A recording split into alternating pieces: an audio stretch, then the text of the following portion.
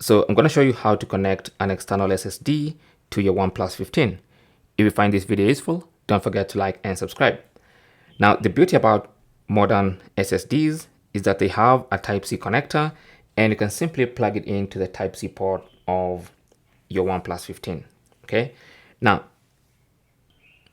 before you do this, it's important to go to settings. Let me just go back to the main settings page. Go to settings, and then under settings, go to accessibility and convenience. Tap on that.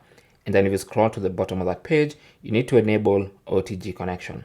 Now, it's currently grayed out because I'm already connected, but this option needs to be turned on before you can plug in USB devices. Anyway, once you plug it in, it's going to launch the My Files app, and then you can go to OTG, and that's going to be your external SSD. So you can actually look at the files and folders inside your external SSD.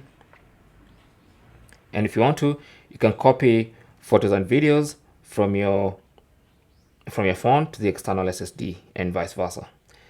Thanks for watching. Don't forget to like and subscribe. And if you have any comments or questions, you can talk to us in the comment section. Good luck.